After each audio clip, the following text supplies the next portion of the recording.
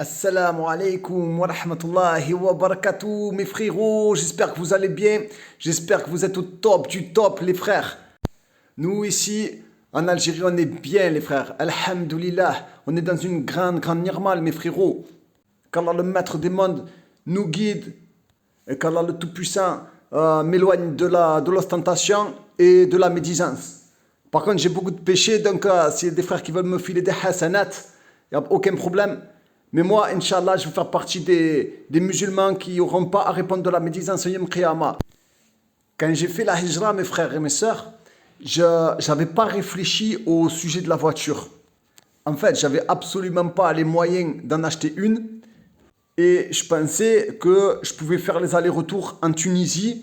Voilà, tous les 3 mois, 6 mois, peu importe, je faisais les allers-retours et je pensais que c'était bon en attendant d'accumuler de l'argent et de pouvoir acheter une voiture un petit peu correcte et ramener l'autre. Donc prévoyez un budget voiture, ceux qui peuvent, prévoyez un budget voiture, c'est hyper important. Maintenant, la douane, ils ont bouclé le coût des allers-retours avec les voitures européennes. Donc, il est nécessaire de rendre sa voiture et je vais t'expliquer 3 raisons de donner sa voiture à la douane, de faire un certificat de cession d'abandon de véhicule. Dans une première partie, donc 3 arguments qui sont en notre faveur si on abandonne le véhicule. Et dans la deuxième partie, je vais t'expliquer comment j'ai fait administrativement pour rendre le véhicule, pour donner mon véhicule à la douane. Déjà, premier argument, mes frères, c'est que les allers-retours en bateau, c'est hors de prix. On peut plus payer les allers-retours et ils se moquent de nous, les compagnies maritimes, là, je sais pas comment on appelle ça. Donc tu peux plus faire les allers-retours et même ils commencent à bloquer la loi. 6 mois, il faut la relaisser en France, racheter une. Enfin, c'est n'importe quoi. En fait, c'est du gros n'importe quoi. Il y avait bien la Tunisie, ils nous avaient laissé en Tunisie et tout. Mais maintenant, apparemment, j'ai un frère, ils ont refusé le TPD, tout ça. Allah musta'an. Et de plus en plus, ça fait des refus. Ça va devenir... Il y en a qui arrivent encore et tout, ceux qui ont les deux noms sur la carte grise. Mais bon, voilà, mais même eux, même tu fais 6 mois, franchement, c'est un cauchemar le truc. Même si tu y arrives, tu vois ce que je veux dire? On n'a pas que ça à penser, on n'a pas que ça à faire, c'est 6 mois, c'est une préparation, c'est un voyage, on n'a pas que ça à faire. Même ceux qui ont les moyens, de payer le bateau, et je pense pas qu'ils s'amusent, hein. Je pense pas qu'ils s'amusent, ils doivent être dégoûtés, toujours préparés. Maral ma by night, les frérots, hein. J'aime tellement mon lieu de travail que je repasse la night et tout, tu sais. Donc, le prix des allers-retours, c'est hors de prix. Le TPD, se frapper la douane, c'est un cauchemar. Parce qu'ils ont la loi avec eux. Donc, toi, tu vas, on dirait que tu es un contrebandier. Tu vois ce que je veux dire? On dirait que tu as 400 kilos de drogue, ils te parlent mal, machin et tout. Il y a la femme, il y a les enfants dans la voiture, tu parcours les montagnes de nuit, tout ça. Voilà, laisse tomber, basta. Vaut mieux traîner en bus ou t'acheter une petite Holda. On parlera plus tard des prix des voitures, Inch'Allah. Mais le troisième argument, celui qui est irréfutable, c'est qu'au moins tu mets plus les pieds en France. Alhamdoulilah, tu retrouves plus leurs petites têtes de cochon. Voilà, tu les calcules plus. Rien que la dernière fois, j'ai dû refaire mon passeport au consulat d'Alger parce qu'il allait périmer. Et je suis tombé sur un café là, qui m'a donné mon passeport. Oh, le mec, je l'ai vu 1 minute 27, Fata. Oh, il m'a démoli la semaine, le mec.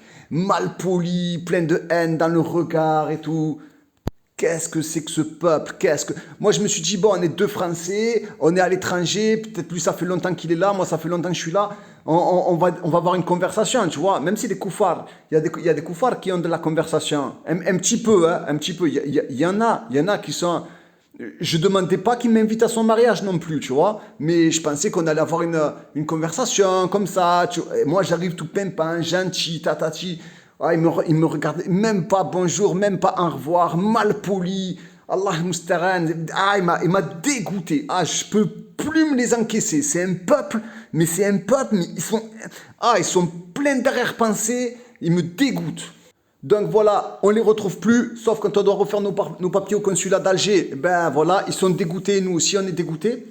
Et aussi le fait qu'on ne les retrouve plus, ça veut dire qu'on paye plus nos impôts en France, on paye, c'est-à-dire parce qu'en France, faut savoir qu'à partir du moment où tu te lèves, que tu vis en France et que tu tires ta chasse d'eau le matin, il y a une facture d'eau. Dans cette facture d'eau, tu payes des impôts, tu payes une TVA et tout ça, ça va aussi en Palestine occupée, d'accord? Donc tous mes frères qui m'ont fait la réflexion sur la canette de coca dans le snack, n'oubliez pas, mes frères, que vous aussi, vous donnez beaucoup d'argent, vous donnez beaucoup d'argent. On donne beaucoup d'argent quand on va en France.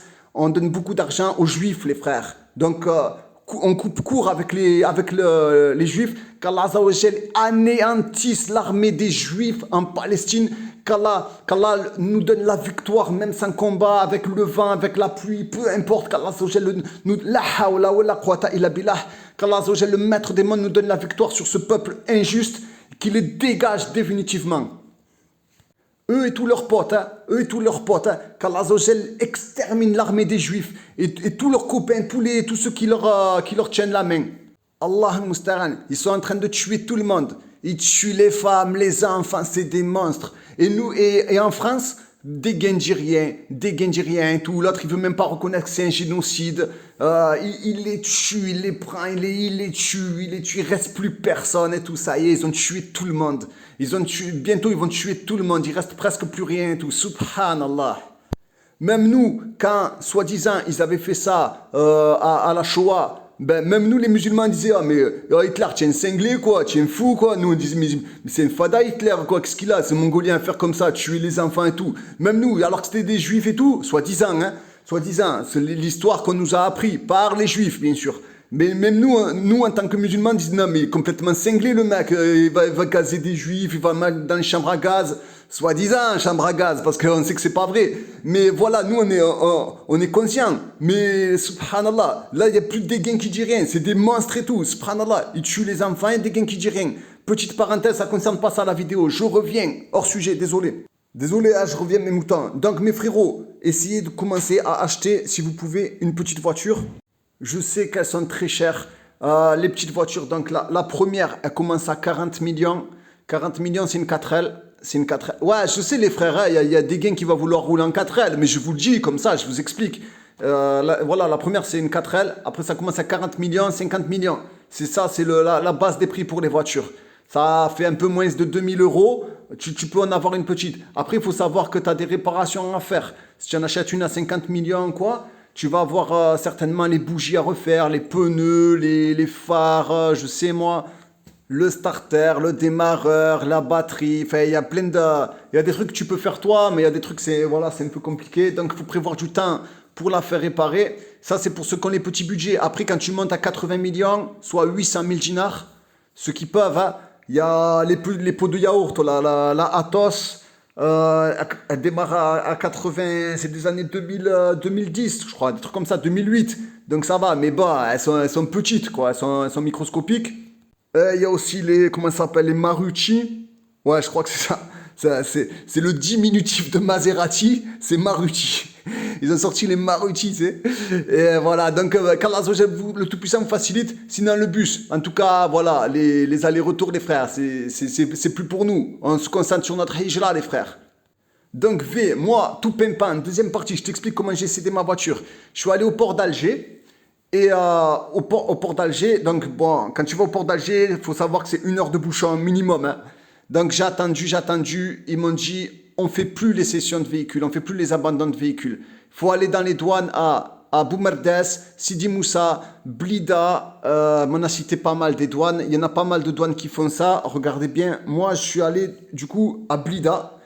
Comme un gogol, ben, j'ai pas trouvé. J'ai tourné 2 heures pour trouver la douane. J'en ai trouvé une, c'était pas la bonne. J'en ai eu marre. Je suis parti à Sidi Moussa je suis allé à la douane. Là-bas, elle est facile à trouver. Ah ouais, grosse feinte. Donc du coup, en fait, la voiture, elle est sur le nom de ma femme. Parce que moi, en tant que converti, je peux pas, en tant que Français, vu que j'ai pas les papiers, avec la résidence, je peux pas ramener une voiture. Il faut un visa. D'accord? Pour un étranger, il doit ramener une voiture avec un visa. Et c'est 3 mois.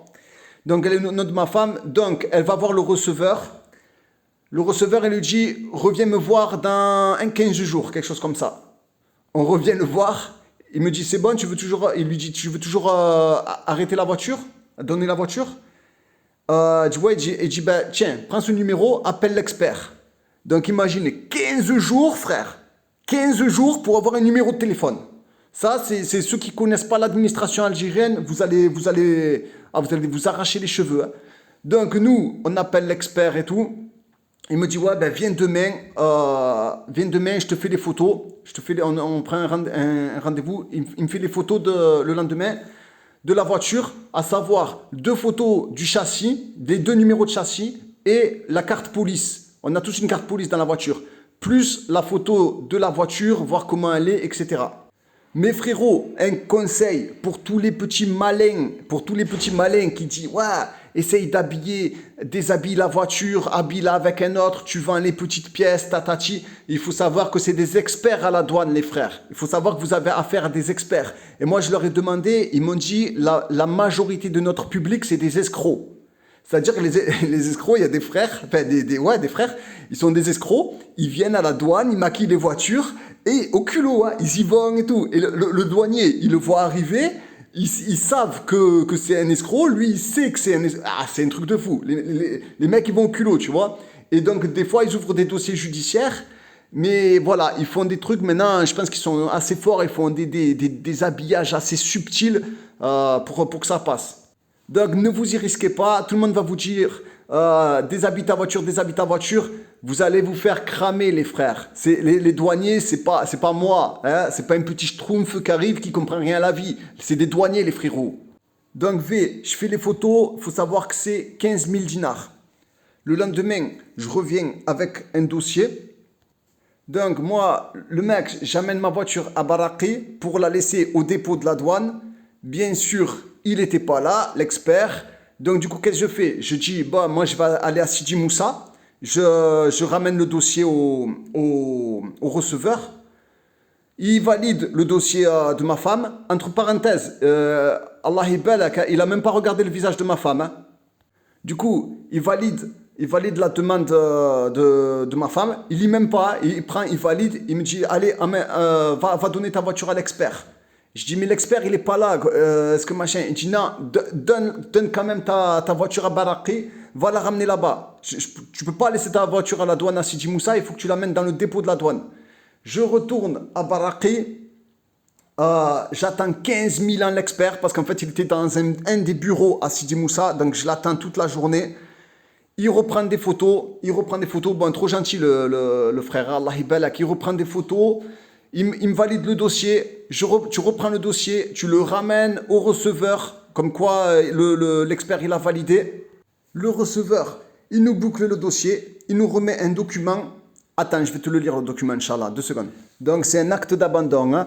Il y a écrit, le receveur des douanes d'Alger, PM Maritime, certifie avoir accepté l'abandon du véhicule portant les caractéristiques suivantes. Tac, tac, tac, le genre, la marque, le châssis. Je vous ai dit, hein, les photos du châssis, hein, c'est obligatoire, hein. L'année, machin. La marchandise dont les caractéristiques sont citées plus haut est en situation d'abandon volontaire par son propriétaire au profit du trésor public. Signé et officiellement le receveur d'Alger Pain Maritime et la signature du propriétaire. Du coup, vous circulez, quand vous allez sortir d'Algérie, il faut que vous gardiez cet acte d'abandon et quand vous rentrerez en Algérie, elle sera définitivement vous serez définitivement plus propriétaire du véhicule. Voilà mes frères, j'espère que je vous ai pas trop gonflé, même moi ça m'a gonflé, donc désolé. Qu'Allah vous protège, qu'Allah vous récompense ceux qui ont écouté jusqu'au bout, mais l'essentiel les frères, on se projette pour la hijra les frérots, c'est pas des blagues. Hafidhakumullah, qu'Allah le Tout-Puissant nous facilite. Assalamu alaikum wa rahmatullahi wa barakatuh.